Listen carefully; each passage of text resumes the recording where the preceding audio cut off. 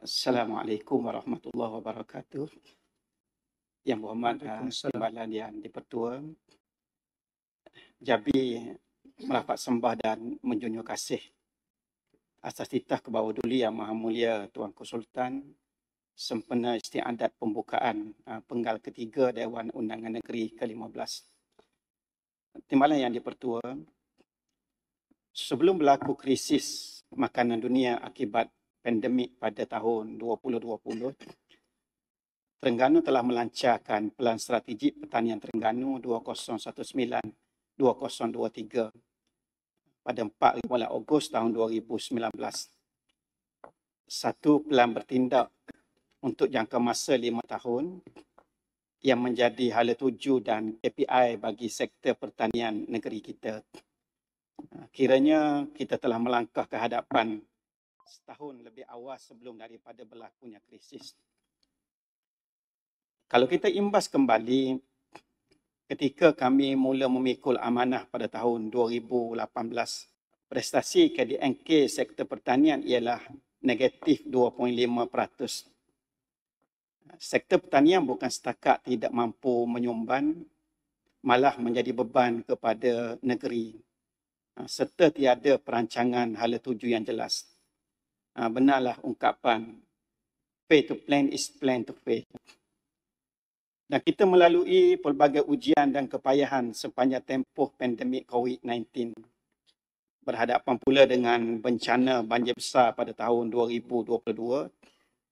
Akhirnya pada tahun 2023 yang merupakan tahun penutup Pelan Strategik Pertanian Terengganu 2019-2023, KDNK sektor pertanian negeri meningkat kepada 7.4% dan mampu menyumbang 7.5% kepada KDNK negeri.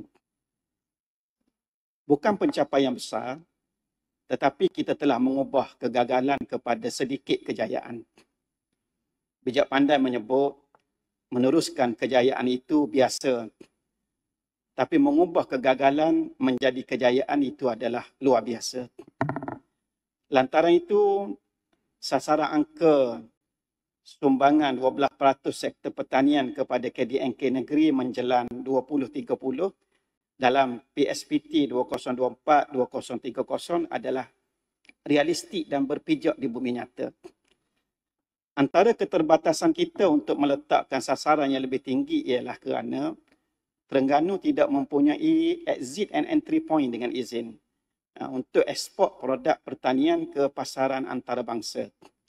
Sebenarnya, hasil pertanian negeri kita seperti melon manis Terengganu, tembikai, nenas, hasil laut, hasil aquaculture, seperti kerapu hybrid dan siakap, memasuki pasaran ekspor. Cuma, ia diekspor melalui pelabuhan dan lapangan terbang antarabangsa di negeri lain. Maka angka KDNK dapatlah kepada negeri tersebut. Timbalan yang di-Pertua, saya ucapkan terima kasih kepada Bandar, Manen, Bukit Besi, Rantau Aban, Langkap, Kuala Besut, Permaisuri, Batu Rakit, Telemon, Kemasit dan juga Buloh Gading yang konsep sedikit sektor pertanian dalam ucapan masing-masing. Manen membangkitkan isu pemutihan ladang-ladang unggas dan kos untuk mendapatkan KM yang berada di luar kemampuan pengusaha yang telah disentuh sikit oleh sahabat saya Esko PBT tadi. Dalam proses pemutihan dan pelesenan ladang-ladang unggas, semua ladang unggas sama ada yang sedia ada ataupun yang baru nak bina perlu memiliki KM daripada pihak PBT. Isu besar yang belum selesai yang kami sedia maklumi ialah kita banyak terima aduan berkaitan dengan kos caj pemajuan, bayaran denda bina dahulu tanpa kelulusan dan permit sementara yang terlalu tinggi sehingga mencecah jumlah ratusan ribu ringgit. Dan sekiranya isu ini tidak diselesaikan segera, kegagalan mendapatkan KM menyebabkan ladang unggas terlibat terpaksa ditutup, maka negeri Terengganu akan kehilangan lebih daripada 50% ladang-ladang sedia ada. Jadi akan menjadi satu pukulan yang hebat kepada SSR Bekalan Ayam Pedaging Negeri yang akan menurun daripada paras 71% sekarang ni kepada hanya 30% sahaja. Kami mengambil tanggungjawab penuh untuk merongkai isu ini secara yang paling harmoni. Win-win situation dalam ruang lingkup peraturan sedia ada di antara pertanian dengan PBT. Sesi lebat urus antara pihak terlibat dan berkepentingan akan diadakan segera insya-Allah. Dan kita berhadapan dengan dilema di antara kepentingan penjanaan pendapatan langsung kepada PBT dan juga isu pertumbuhan ekonomi rakyat. Dan semua ini kita kena lihat dengan teliti dan saksama. Timbalan yang dipertua, Kemasik sebagai tuan rumah kepada Sentuari Penyu Mat Daerah menyentuh tentang usaha pemeliharaan penyu. Penyu sebenarnya adalah spesies haiwan zaman dinosaur yang masih survive sehingga hari ini. Rekod pelepasan anak penyu di Terengganu daripada tahun 2018 sehingga tahun 2024 ialah 3,25,735 ekor. Banyak kita lepas. Statistik, bagi setiap 1,000 ekor anak penyu yang dilepaskan, 1 ekor akan berjaya hidup sehingga dewasa dan kembali selamat ke pantai di mana ia menetas dan dilepaskan. Nisbah 1/1000. Walaupun penyu mempunyai kemampuan berenang merentasi lautan, menjelajah di antara benua, survival penyu terdedah kepada banyak ancaman. Daripada tahun 2015 sehingga 2025, dalam tempoh 10 tahun, sebanyak 592 ekor kematian penyu direkodkan. Pada tahun 2024 sahaja, 52 ekor kematian penyu dilaporkan, jumlah yang sama dengan tahun 2023. Tahun 2025 sehingga Mac 22 kematian penyu dilaporkan. Dan tiada bukti khusus untuk kita nyatakan punca kematian secara tepat, tapi biasanya penyu yang mati ini ditemui sama ada terperangkap dalam pukat nelayan, terdapat tali yang membelit tubuh penyu, bangkai penyu dijumpai mati terdampar di pantai, dan ada batu yang diikat pada bangkai penyu bertujuan untuk menenggelangkan penyu yang mati ke dasar lautan. Jadi kita boleh simpulkan berdasarkan kepada keadaan penemuan, semua ini berlaku adalah kerana angkara tangan-tangan manusia. Dan kerajaan negeri melalui Jabatan Perikanan mengadakan beberapa operasi penguatkuasaan. Di antaranya operasi penguatkuasaan pukat pari di pengkalan-pengkalan dan di laut, terutamanya Kemaman dengan Dungun yang mencatatkan rekod tinggi penggunaan pukat pari. Yang kedua, operasi terhadap nelayan yang menceroboh kawasan zon Sentuari Penyu. Dan yang ketiga, penguatkuasaan undang-undang di bawah enakmen Pemeliharaan Penyu Terengganu 1951 pindaan 2021 yang memperuntukkan hukuman yang lebih berat bagi kesalahan yang melibatkan kematian penyu. Untuk makluman Buloh Gading, Rantau Aban dan Kemasik berkaitan dengan TKPM, tambahan kepada 5 yang telah sedia ada, untuk kehadapan dalam Pelan Strategik Pertanian Terengganu 2024-2030, kita akan bangunkan 6 lagi TKPM. Di antaranya di Kuala Nerus, TKPM Bukit Ruang Ubi. Di Rantau Aban, kita ada TKPM Rantau Aban. Dan di Kemasik ada TKPM Kemasik. Maknanya Kuala Nerus ada 2 TKPM. TKPM Mengabah Bakung dan yang akan dibangunkan TKPM Bukit Ruang Ubi. Dungun akan ada 2 TKPM di Rantau Aban dan juga di Pinang Merah. Kemaman juga akan ada 2 TKPM di Paluh Jenan dan juga di Kemasik. Melengkapkan semua daerah mempunyai taman kekal pengeluaran makanan. Timbalan yang dipertua, Buloh Gading menyentuh isu tanah terbiar. Tanah terbiar dari segi takrif dalam Jabatan Pertanian ialah tanah milik.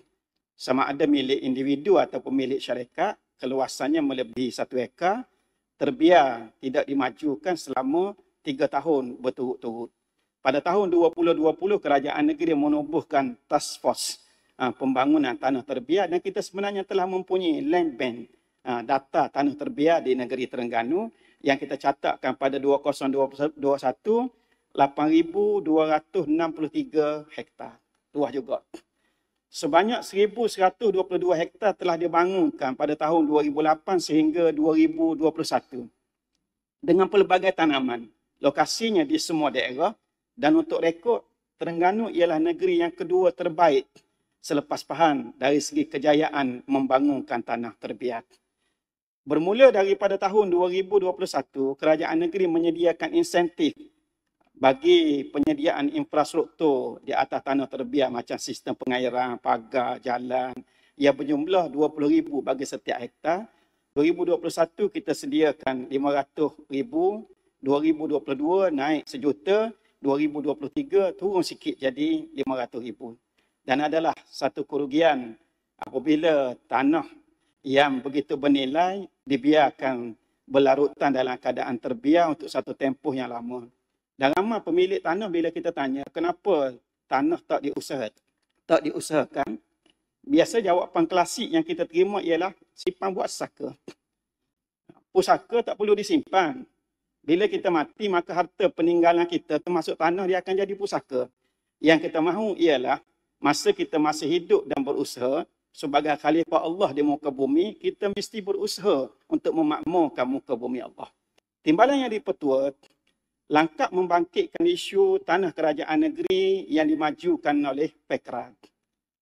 Jumlah keseluruhan tanah kerajaan negeri yang dimajukan Pekra seluas 9,651 hektar.